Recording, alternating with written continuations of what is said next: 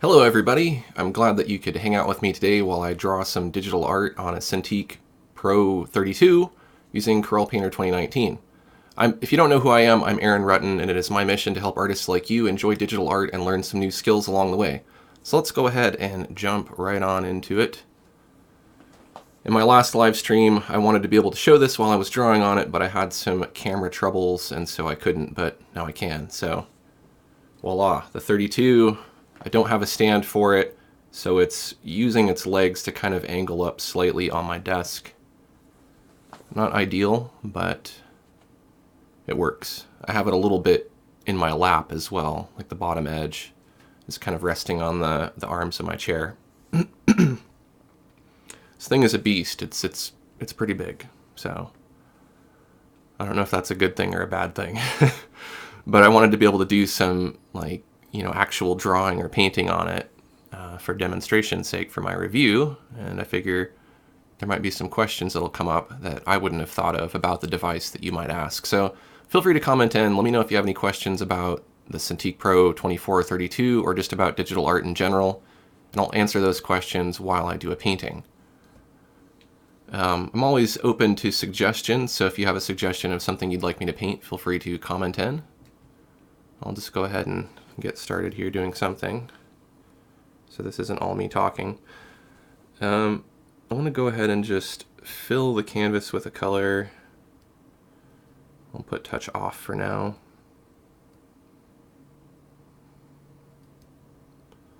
Mark says, have you seen your computer running a little slower at 4K? No, I have not. I have a pretty decent computer, and my video card specifically supports 4K video. It's a GTX 1080. It has multiple outputs, so some computers might be a little more laggy. I'm not sure. I don't know that resolution necessarily affects computer speed, but I could be wrong about that.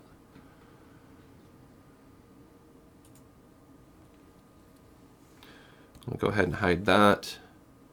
And while I'm doing this part here, I will switch to full screen.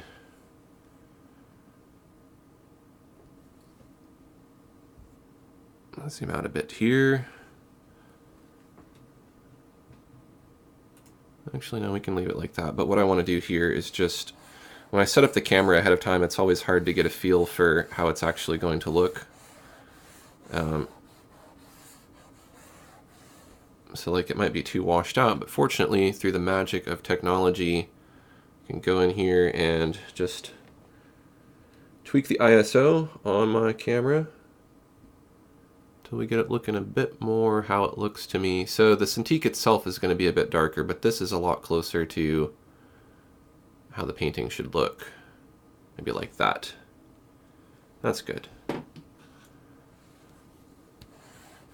As far as latency is concerned, do keep in mind that I am live streaming and recording as I'm painting, so that's going to kind of slow down my computer a bit more than it would normally be. Mark just got his 32-inch last night. Awesome, Mark. You know, I guess one thing in regards to your computer acting slower in 4K, it might be that if you're now working with larger canvases, then a larger canvas is going to slow down your computer. So that's a consideration. So we'll do that for the background. A little bit of that. You can do these nice broad gestures. Like I can really move my arm around. But again, that could be a good thing, that could be a bad thing, you know? There's absolutely nothing wrong with something that's smaller, because then you're moving a lot less, you know? It's nice to be able to make broad gestures, but this is almost too much. And I'll be addressing that in my review. There's always pros and cons to everything. That's really what it comes down to. Nothing is ever perfect. But just as well, the 32 is quite a bit smaller, so, you know, that might be too small for some people. Ziad's trying to get into digital art. Which free program would you recommend?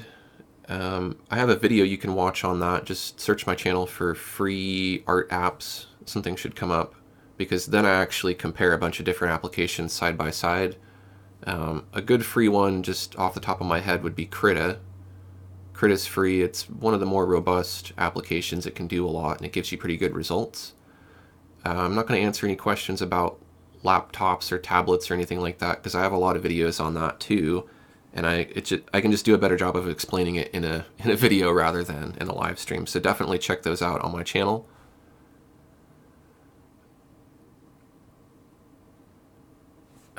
Dragon Knight says, nobody really has any Cintiq Pro 32 drawing videos out now. Thanks a ton. And I'm happy to draw stuff that you'd like to see that's going to, you know, help you understand how the tablet works. In my review, I did record some more like pencil style drawing with finer lines and hatching and stuff like that. So because I've already done that, this is going to be more like a painting, just so I'll be able to show you both in my review.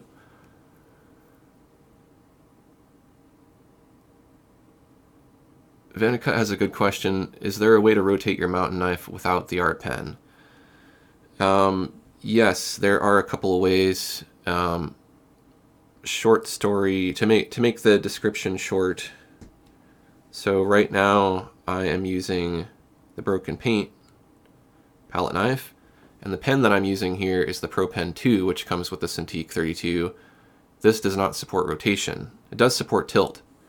So what I could do is I could go into the advanced brush controls, give it a second to pop open here, and let me just switch my screen to where you can see this text more clearly.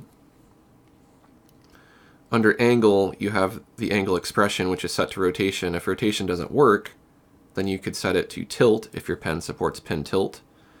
And so if I tilt my pen, let me just switch back to the other camera here. If I tilt my pen in different directions, that changes the shape of the cursor. I guess the cursor doesn't change, but the shape of the stroke changes, and I can angle it that way. If you don't have that option, then what you can do is you can go back to that expression setting. Oops, that was the wrong camera. You can go back to that expression setting and just turn it off, just set it to none, and then here under angle you can manually change your angle. So let's say I want it to be 90 degrees. Where's my, oh geez, trying to set this up so I don't have to use my keyboard since my keyboard is covered, so I have to do the on-screen keyboard here. Set this to 90 degrees. Go to 90 degrees, come on. And now it's at 90 degrees, and now my palette knife is vertical. If I set it back to 0, then it's horizontal again. So I'm gonna just delete that thick paint layer. I think that will work for my sky. I don't know what to paint. I never know what to paint. That's kind of the problem. I'm gonna do an old tree maybe. We'll have to see. The good thing about this is like this screen is so big that I could actually have this keyboard down here on the screen, and I still have a pretty big canvas. I'll just show you here. If I zoom in a bit, if I turn on touch and zoom in a bit, come on, you know you want to zoom. That's still a pretty big screen. If I put my hands up next to it, that's bigger than 2 of my hands. That's, you know, I'm bad at estimating size, but that's much bigger than a standard piece of paper. It's, you know, 11 by 16 or something maybe, who knows. But it's a pretty big size canvas, and then there's plenty of room here for all of my palettes and everything over off to the side. So it's not like I have to constantly show and hide the user interface. And then I can have a little keyboard down here so that I don't have to use a physical keyboard. So I think that's great. And I think going forward, technology is going to change. And so it's going to become more and more necessary, I think, to adapt to new ways of working. You know, maybe we won't use physical keyboards as much. Maybe we won't use mice as much if there's touch, and touch works a lot more reliably.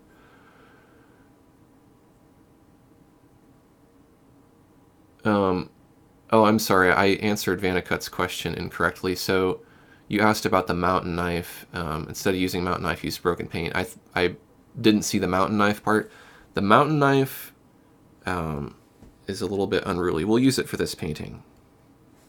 I'll put in a nice mountain here. So this one, you can tilt your pen and that will change the angle, sort of. But if you don't have pen tilt, then you could try rotating your canvas. Give you kind of a different angle. I'm not sure that the angle actually works in this just because of the nature of how this brush is. So you could change the expression. Let's see, if we do none, then it's just flat like that. But if we rotate the canvas, then we can get an angle. So there's the edge of my mountain. I turn it back, and then right here, you've got that mountain edge. So that's something you could do. This is fun. So I've heard some people in reviews say that touch doesn't work and it's buggy. Touch works only because the Wacom tablet supports it, the operating system supports it, and the application supports it. So if Corel doesn't do a good job of supporting touch, then it's not going to work in Corel Painter. It might work in Photoshop or another application. Or if Windows puts out an update and completely breaks touch, which they've done a bunch of times, then touch isn't going to work in any application, or it might only work in some. So, or if there's a driver problem with the tablet itself, then that has to be addressed. So there's lots of reasons why touch might not work, but it's going to work just as regular touch. Like I can go to menus and I'll be able to navigate my computer, and it might work in some apps and not in others. It might work well in some and not so good in others, but it works, but it also doesn't work. So it's really up to you to decide if it's worth it to have touch. I think it's nice to have, and I think it's very handy. I didn't used to think that because it used to not work as well, and so if it doesn't work, then what is the point? This is a really nice knife. The reason why it works so well is because it's doing a lot of randomization, and so you kind of get some happy accidents. But you have to paint with the edge of the brush, and you have to kind of know how it feels. And I'm not looking at my pen tip or my cursor, I'm looking at the edge of the paint, and that's what I'm drawing with.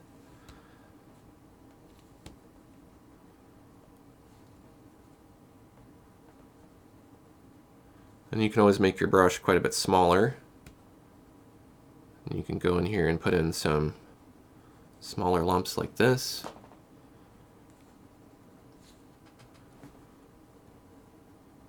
Try to show less of my head here while I'm painting. You didn't come to see my head. And down at the bottom, you could fill it in with really anything. As Bob Ross would say, you could use an old shoe or something.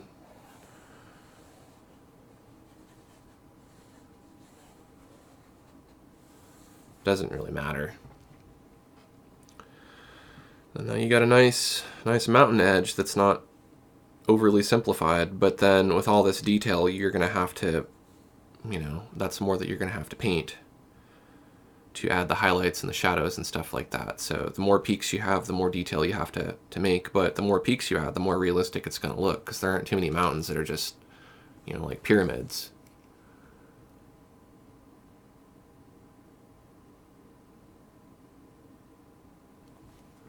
I'm just gonna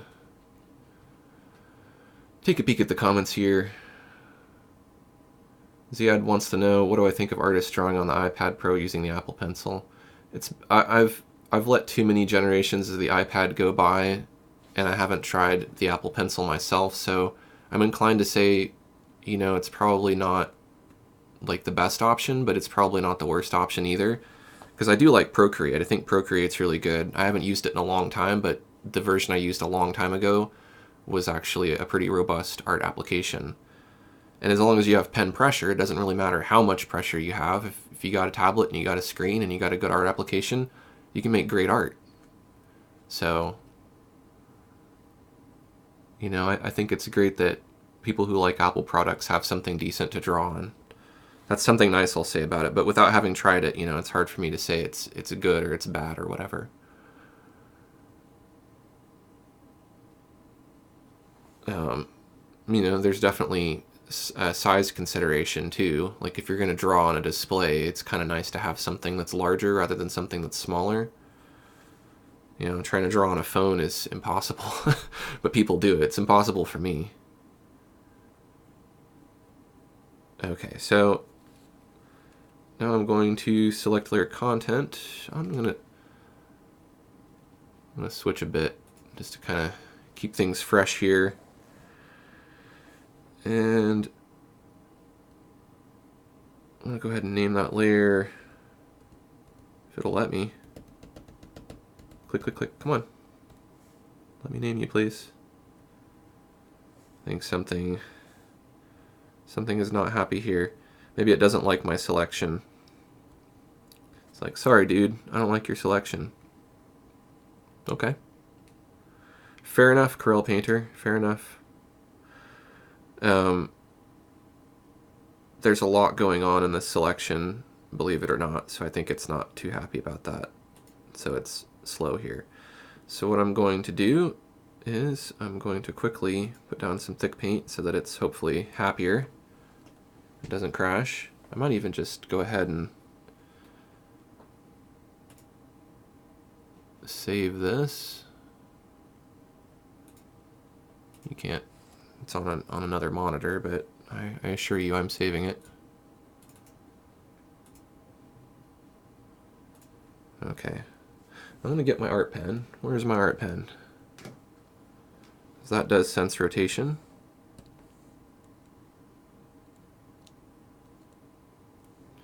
And of course I don't have the keyboard shortcut set up for it.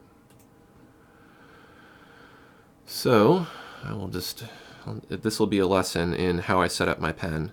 So I like to have the backmost button be a right click and the topmost button be keyboard modifier Alt and Control. And that allows me to resize my brush with one button, and it allows me to right click with the other.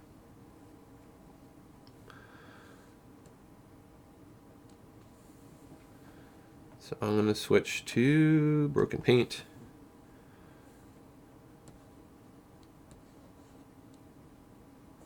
And to reset that brush so that it senses rotation again. And let's do kind of a brownish mountain this time. I think that sounds good to me.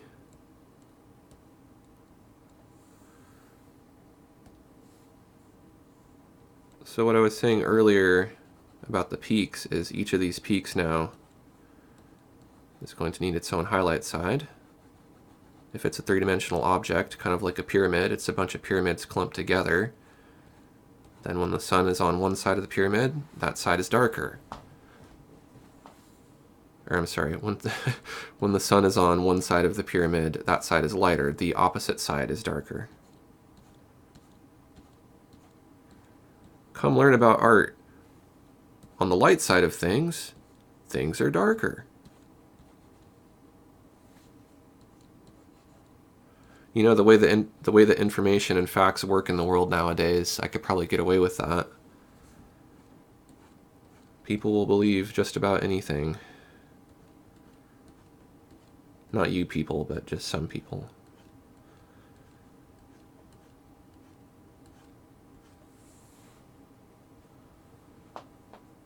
So our sun is coming from the right side, top right, unless of course we made the opposite side lighter than the brown that I chose, but we're not going to do that. I'm just looking for each of those little pyramids. I don't have to get every single one, but just try to get most of them. And then I can figure out which button I set to Alt. It's this one. And I can choose kind of a grayish mountain color. But I do also want it to be darker in value.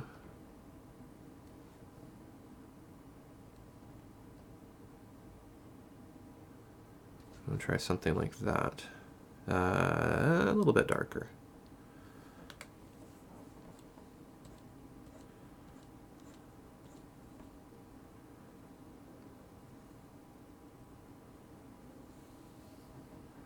Yeah.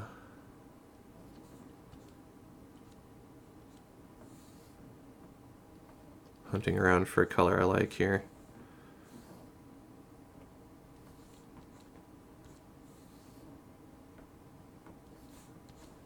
Okay, I think I like that. So I'm going to do some undos and go back here. Oops, can't go back that far. There we go, I messed it up. So I'll use my eraser just to erase that little bit of paint there.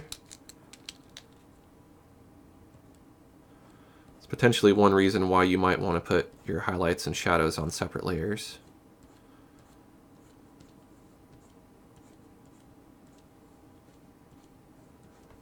I'm just going to add in that sky color out of habit since I'm used to doing snowy mountains, and then I realized, wait a minute, I'm doing a brown mountain, so I can reflect some sky color, but it's not going to reflect as much since it's not snow and it's not white.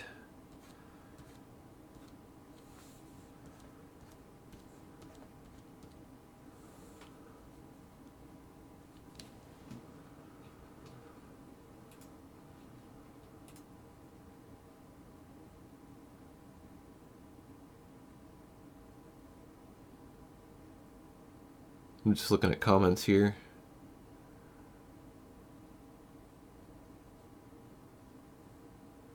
ArtTube has a good question. What artworks do I like to make the most? I don't really like to do the same of anything too much or all the time. I think that's kind of my thing. You know, I like variety. That's why if you check out my live streams or just my art portfolio in general, there's a lot of different stuff. I get kind of bored of the same thing all the time. So, you know, there's things I do often. I do a lot of landscapes. So those you don't really have to pre-plan too much. You could just kind of do them.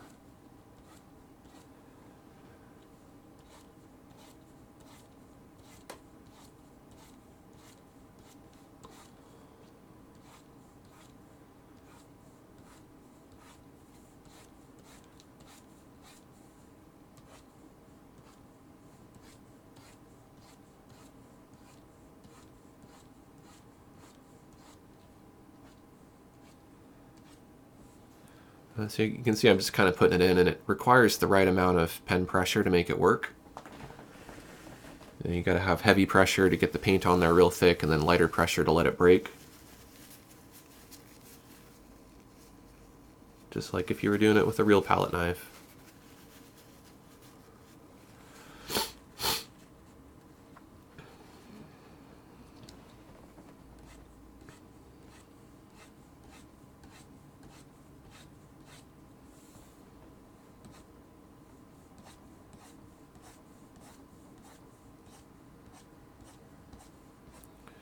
I'm just kind of making these shapes up as I go along. And they're just polygons all kind of bunched together. And then they'll start to kind of curve out and go more horizontal.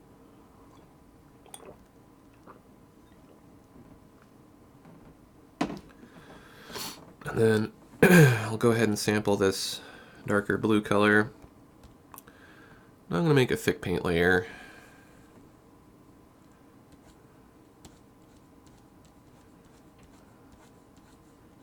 I'm just going to fill in some more of this dark shadow area with something that's just a bit thicker, because there were some light transparent areas in the paint where it didn't fully cover the canvas.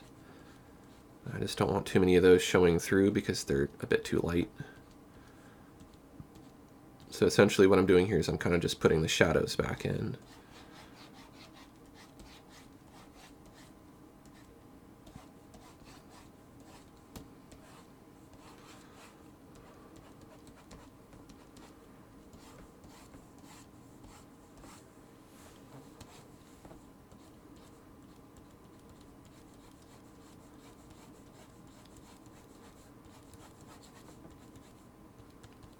I'm trying to go kind of in the opposite direction or the opposite angle to those lighter areas.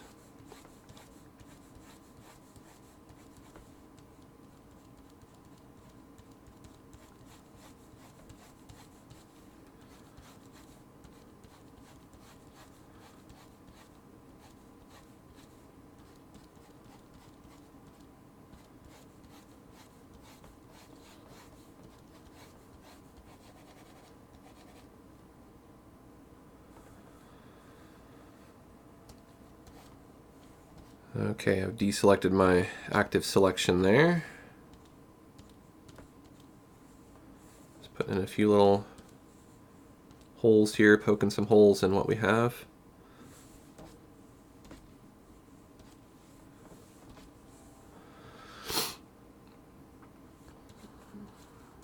That's starting to look pretty good. I'll do another thick paint layer.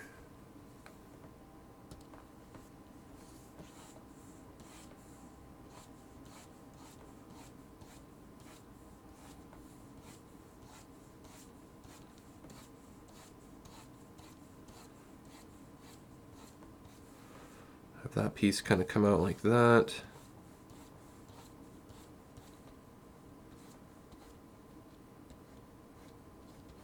Maybe these two kind of merge together and go off kind of like that.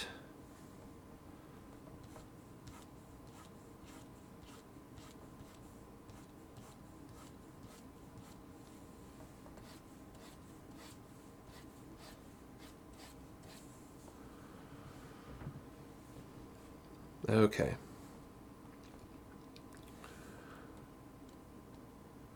I'll have a piece come up here like this. I'm just making thick paint layers anytime I want the paint to essentially just kind of feel like it's dry underneath.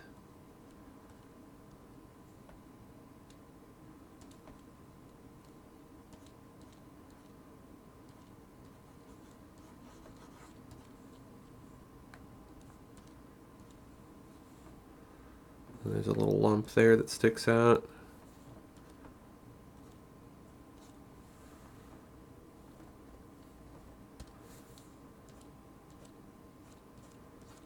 Add a little bit of highlight to these.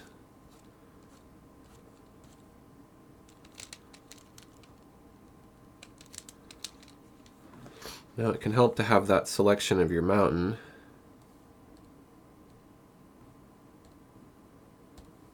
So that's why I use that select layer content trick. Then I won't paint outside of my original mountain outline there.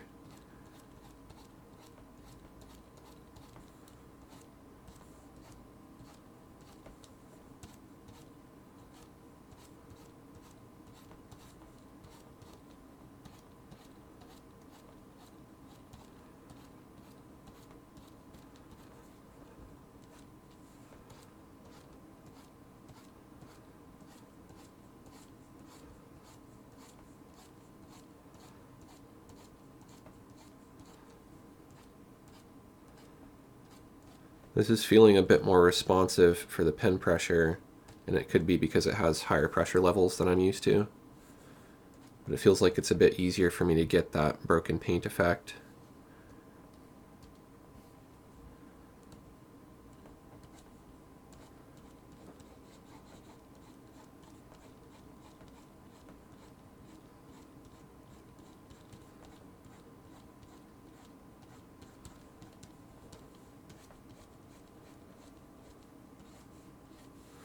I'm going to rotate my canvas too because there's some angles that'll just be easier to draw.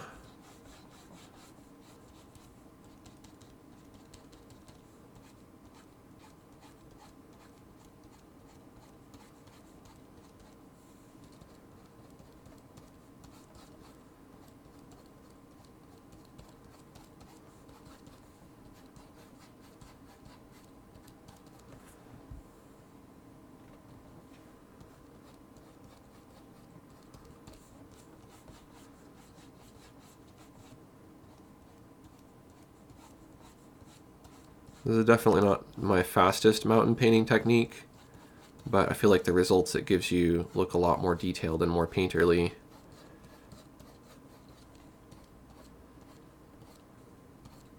I'm also doing a pretty massive mountain.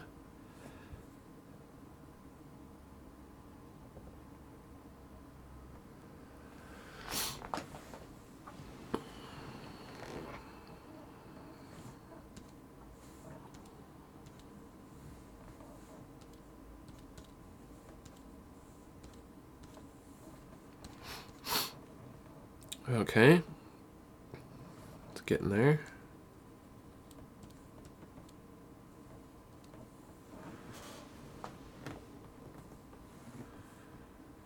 Now it might be nice to put in a little bit of color that's not necessarily brown.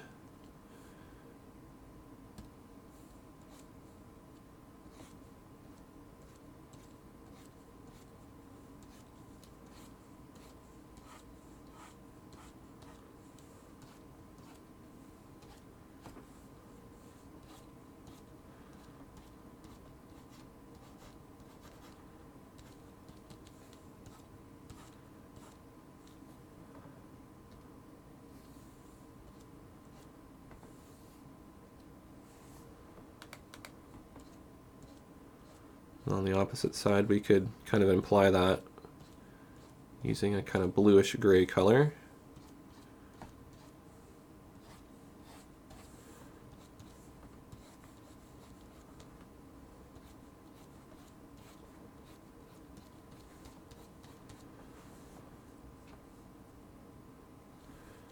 I'm just going to go ahead and merge all that mountain stuff together.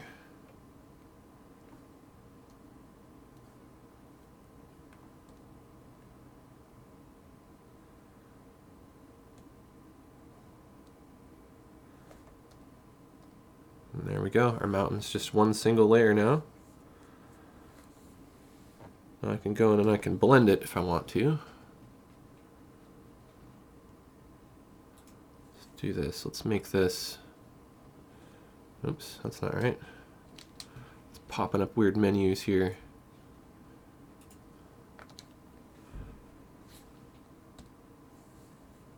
I'm going to do this. I'm going to go in here and make my image nice and big.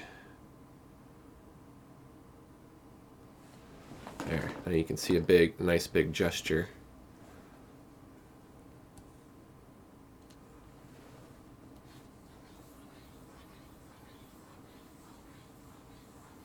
So I'm using pretty light pressure here, just fuzzing up the bottom.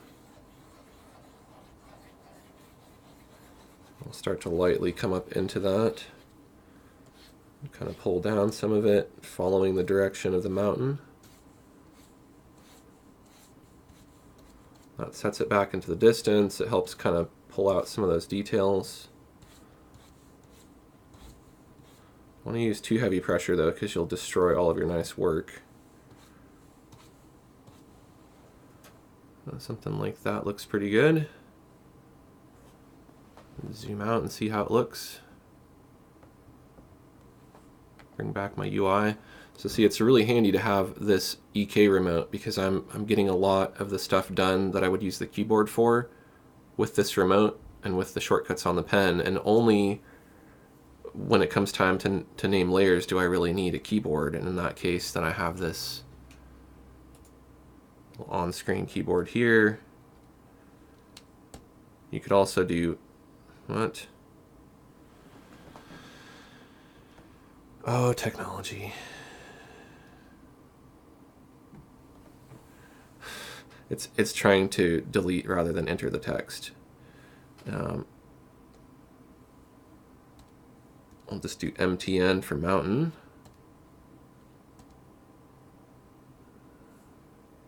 It wants me to deselect that selection first, and then it'll be happy. Okay, we'll deselect it. Come on.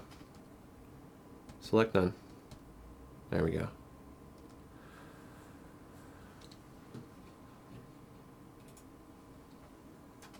Okay, let's try that again. There's a lot of crap popping up on my screen.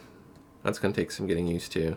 Probably will try to figure out how to disable that Wacom radial menu, because there's something I'm doing. I'm hitting the screen with a certain amount of fingers, maybe like 3, and then it pops that up.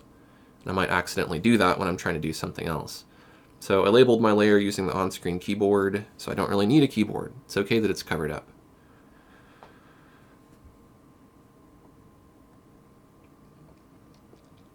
Okay.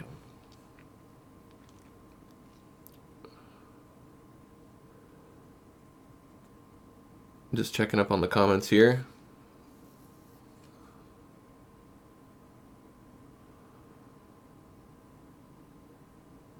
Vanicut says, can I show how to do one peak without rotation? I mean, it would just be a lot harder to do something like this.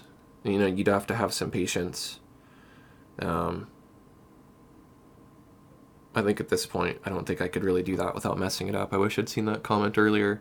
But yeah, you'd have to really, you'd have to either rotate your canvas a lot using touch or just using the touch tool.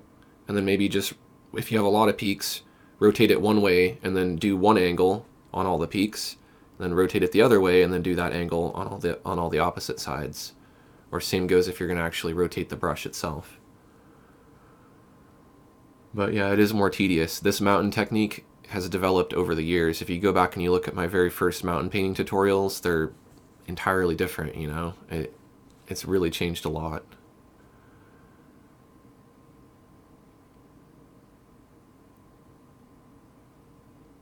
Travis says, do I have any suggestions for using a programmable keypad instead of a traditional keyboard to clear up desk space? Do you find it makes your workflow more efficient or just confusing?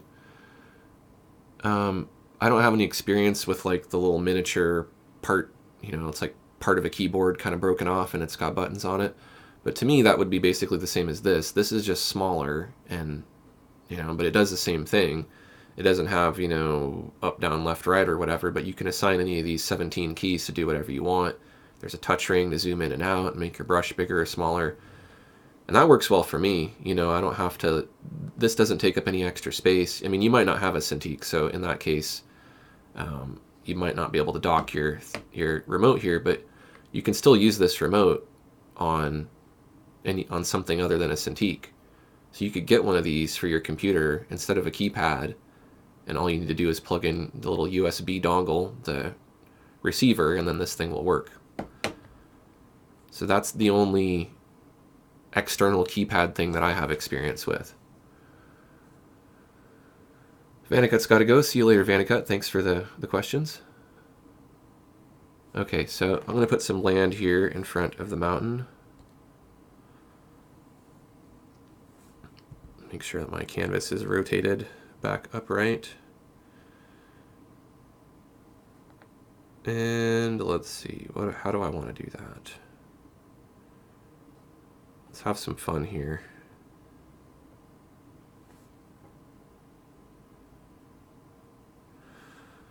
Let's try random chalk and let's see what happens if I do that.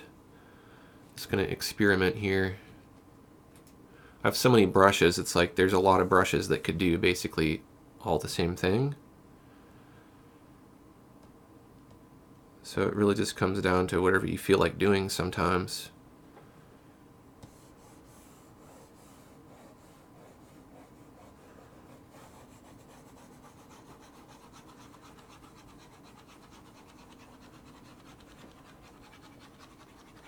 So I want this to look kind of like, you know, bushes or land or something. Or not bushes.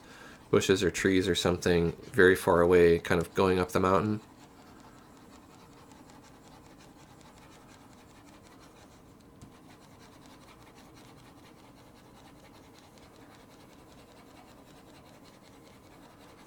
Just kind of scribbling it in. That actually works pretty well, I think. I might increase the opacity of this brush a bit, and then decrease the scale.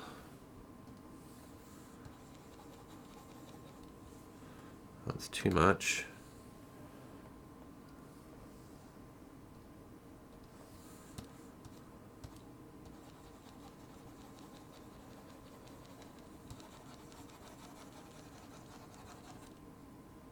Nope. You put something down, and if you see it's a mistake or you don't like the way it looks, don't be afraid to use that undo. Okay, I'm going to be careful not to overdo it. I think what I'll do instead is I'll create another thick paint layer, and I'll use that because that's going to give me more of the result that I want, I think.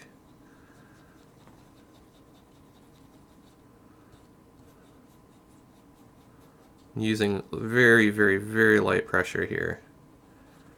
What I'm trying to get are these little distant trees that are kind of breaking off of the clumps, or the big foresty areas. It's so easy to get this nice randomization. Like, that's really the key to making digital art not look digital. You know, a lot of traditional art, it looks traditional. It has that character because there's a lot of random stuff going on that you don't have any control over, or you have limited control over.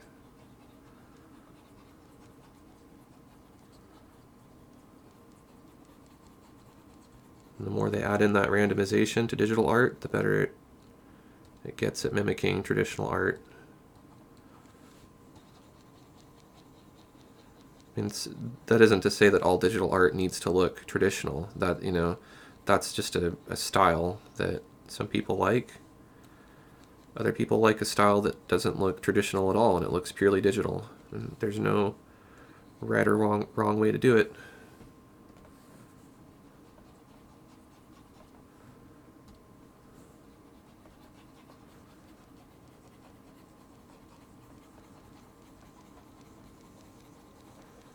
And let those little clumps get bigger into the foreground, and hopefully that'll give a sense of distance. There's a distant forest growing all over these mountains.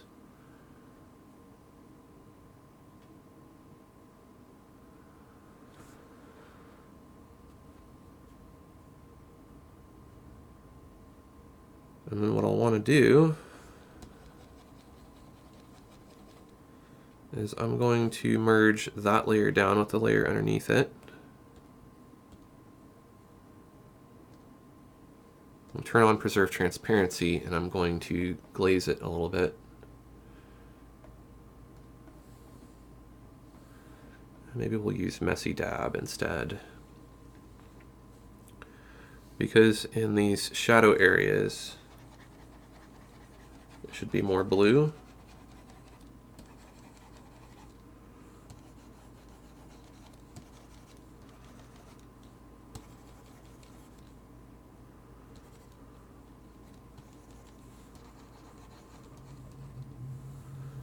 And then we can change the green up to be some different green colors elsewhere, so it's not just one static color.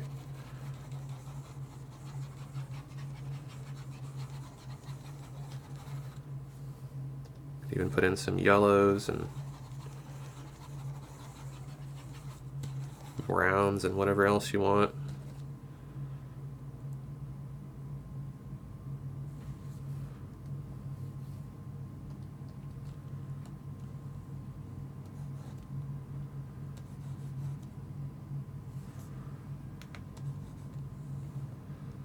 I don't need to be too nitpicky about the color of everything. I think that gives the impression. And then I'll want to go ahead and turn off preserve transparency. I might go ahead and set that to gel cover because I know I'm going to, nope, I'm not going to do that. Okay, scrap that. I'm going to save so that, you know, if I don't like what I did, then I can always come back to this version. And I'm going to merge this layer down with the mountain, so now all those trees are fused with the mountain. So I want to be able to blend. So I'm going to switch back to the blender. I'll let you see how I blend this. And let's go ahead and go... I keep doing that. I keep using the Express Key remote after I've clicked on my camera, and that has a different set of commands. This time I'm going to pull up just a little bit, very gently.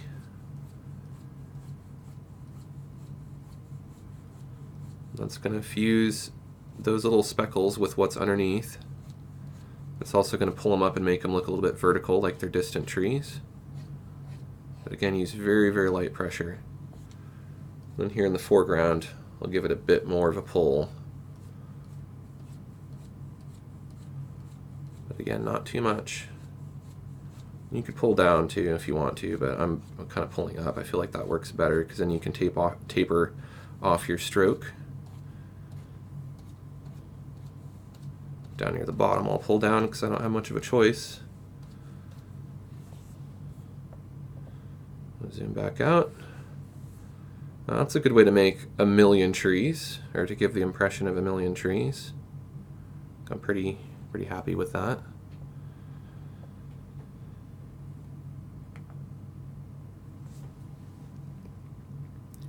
So then what I do want to do now is I want to free transform this because there's a bit of an edge. It's kind of, I didn't get the paint all the way to the edge of the canvas, so I'll just pull that down like that. And then I think we can put in some clouds now.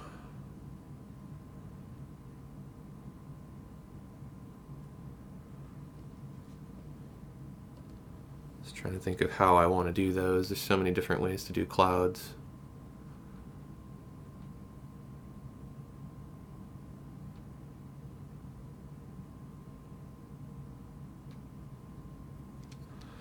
So let's do that. Pop in some clouds here.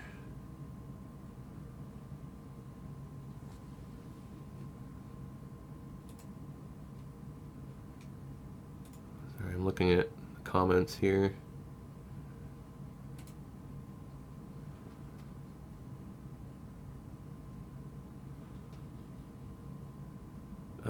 Overkiller says it's nice. Thank you, Overkiller. Okay, clouds. Those need to be behind the mountain. And maybe I'll use thick paint for the clouds.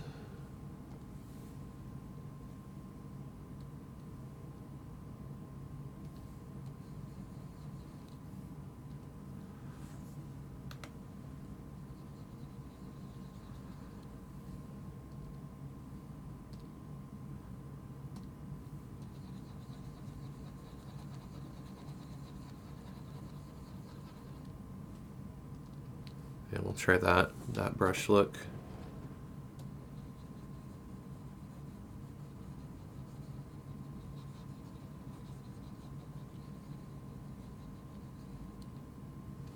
One like that.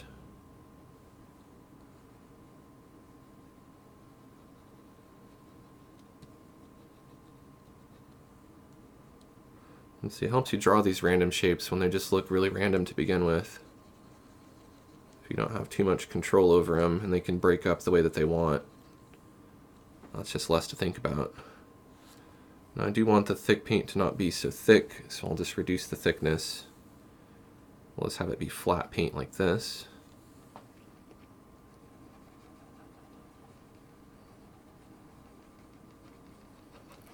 A big underside of a cloud over here.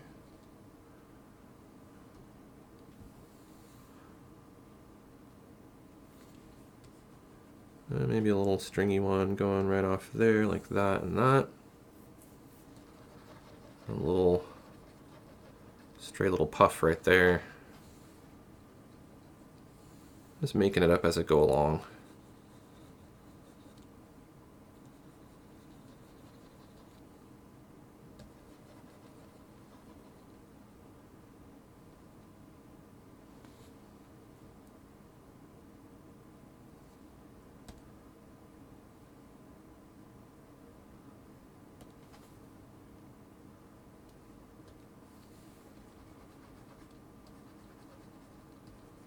I want a bit of shadow underneath this one here.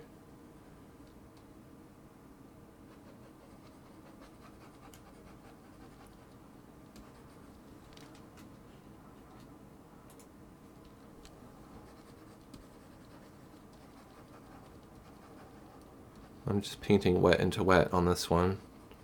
That way I can blend those two colors together a bit.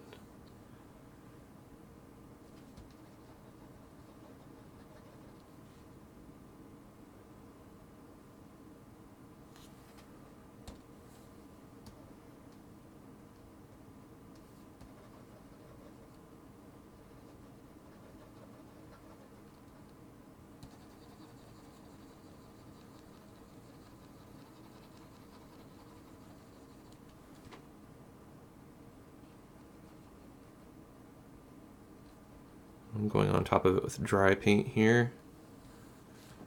I also don't want that to be too thick either.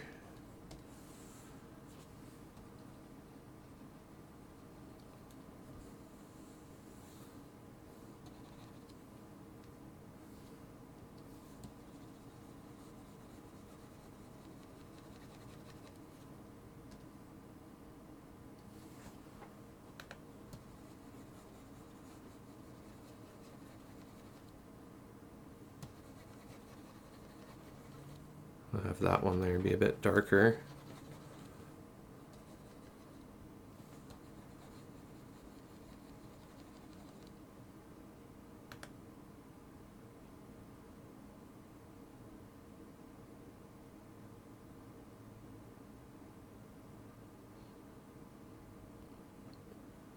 Okay.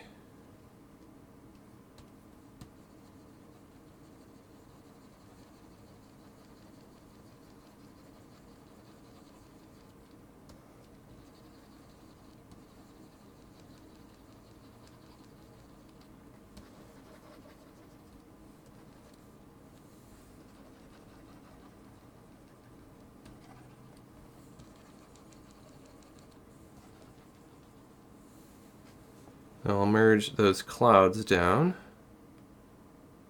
with the sky layer that's underneath.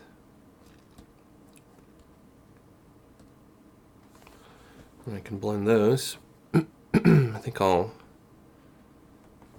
let's see.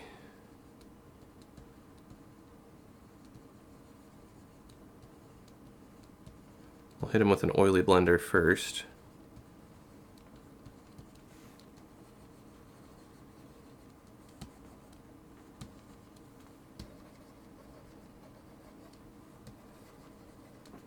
This is just going to break them up a bit more, help the paint look a bit more smudgy.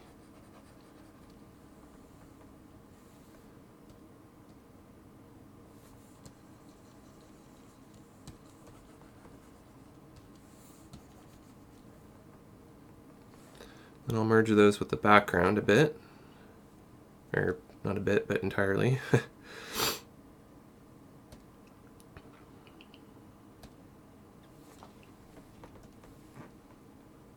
I'll use a lighter blender for that.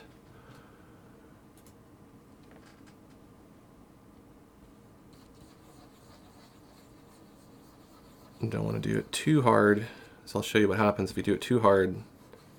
Then your cloud goes away. So we don't want that to happen.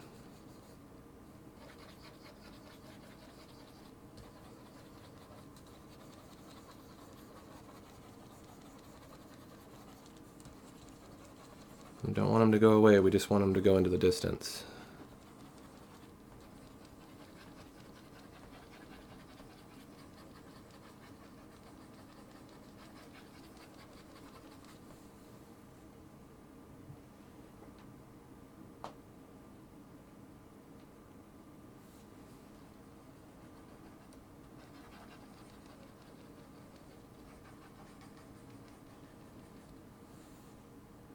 I'm deciding whether or not I like this cloud up here in the top. I think I don't like it. But I can't really erase it, so then what do? I can try to get this thing to move down here. Come on, 3 little buttons that are hiding. There we go.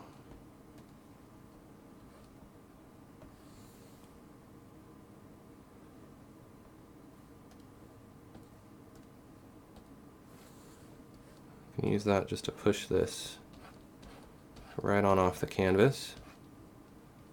And then I'll go back in with my blender. Any harsh areas that I created by doing that, I'll just blend them out. Much better.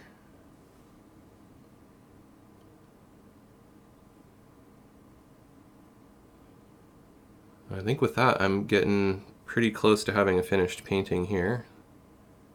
Or at least that's about all I have time for today. I think I will put a few more little details on the mountain, just because I can.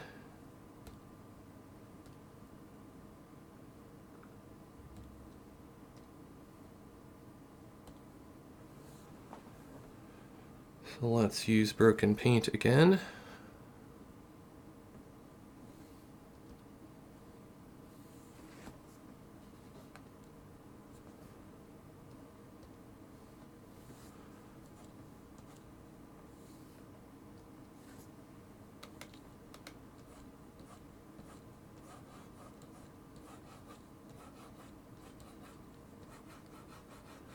And these are some areas that are really catching some light.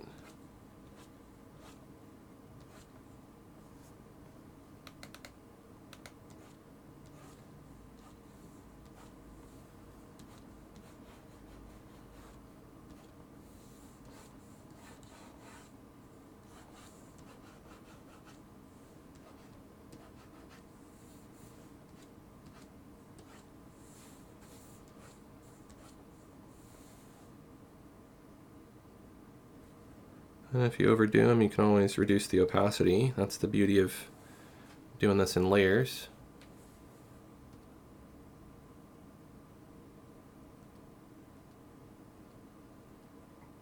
Just a little bit of a highlight and not too much.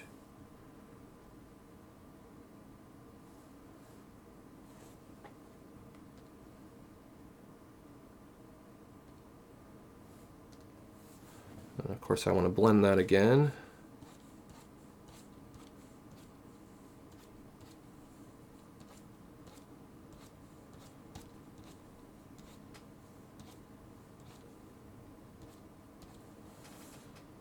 Not looking too bad. Go full screen here and see how the piece is doing. I'll scoot the Cintiq over so it fits in frame. But you can see that's overall a pretty big canvas. I turn touch off and I put my hands on the screen. You can see that's a giant screen. You can do a pretty big painting. You can see the painting full size. It's 4K resolution, so you can see even these. I mean, you might not be able to see it because this is going through YouTube and being downsized, but you can see even the tiniest of tiny little trees and dots. And even if I zoom out,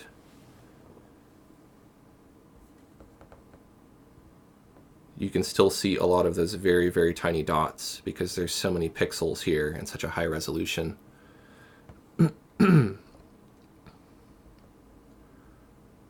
So it's big and it's unruly, but you know, there's a lot of positives to it as well.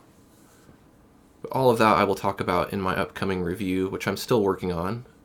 If you want to get some behind the scenes footage of that, you can go to aaronrutten.link/more-reviews, or you can join my Patreon and become a review supporter.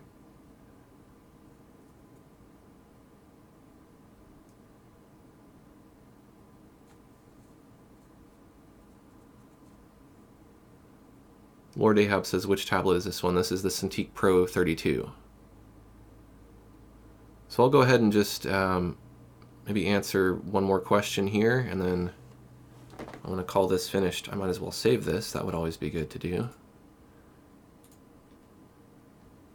Always save your work. Let me switch the old camera here too.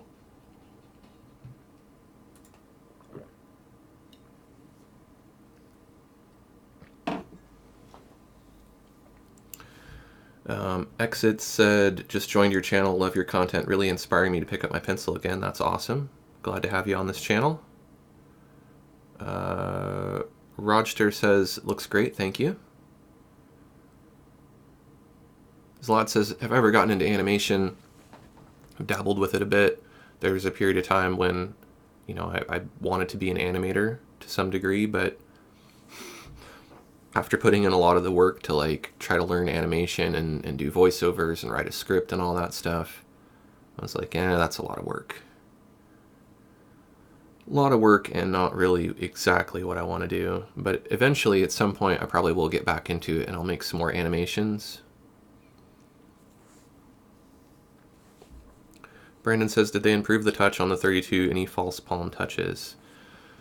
So I talked about that a little bit earlier. The touch is pretty much how it's been, in my opinion, on pretty much any device. I mean, not necessarily Wacom devices, but pretty much anything that uses touch.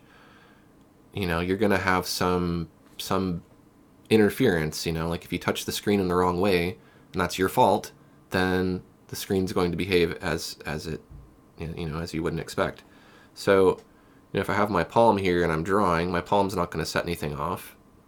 It's not until I put one finger, that won't do anything, but then two fingers, okay, that's a touch. So if I'm accidentally drawing and two of my knuckles are dragging across the screen while my pen is on the tablet trying to draw, that's going to set off touch. So it's not a matter of fixing touch. It's a matter of, like, touch works the way it should. It's just touch is more sensitive in some applications than others.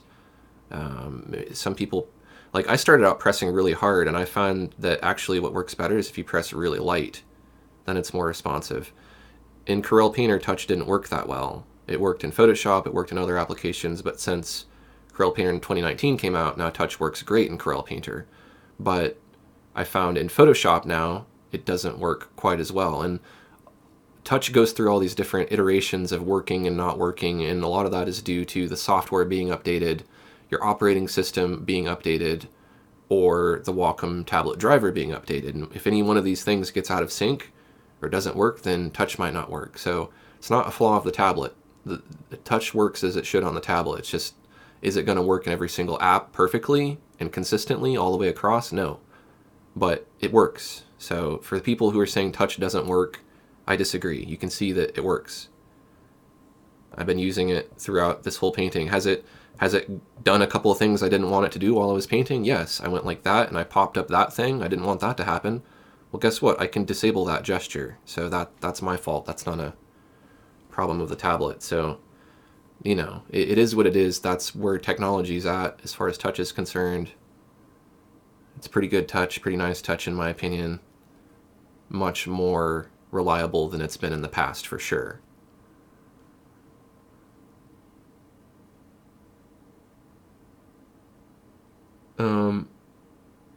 Exit says they're going to get a tablet and get serious. Any recommendations for a beginner?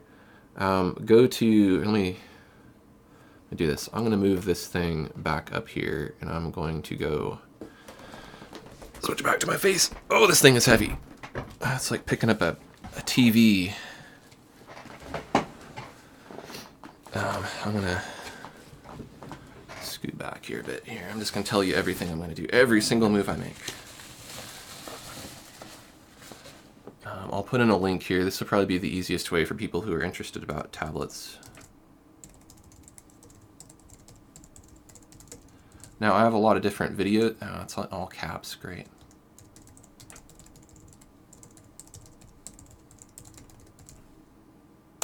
All right, I have a lot of videos you can watch on which drawing tablets are good, but I also have this kit.com/Aaron Rutten. Hopefully that link will work. If not, you might have to just type it in or copy and paste it. That'll take you to my online store where I have a bunch of different kits, which are, you know, collections of tablets that are for professionals or for beginners and budget tablets and so on. So that would be the best way to get to the bottom of that information. Brandon said they went without the touch on the 27QHD, didn't like touch on my Intuos. Yeah, I mean, depending on when you were using it, you know, if it was last year or earlier than that, that was kind of at the point where touch was still a little bit more finicky, but it's definitely a lot better now. But again, it does depend on the application. Some applications don't do a very good job of supporting touch.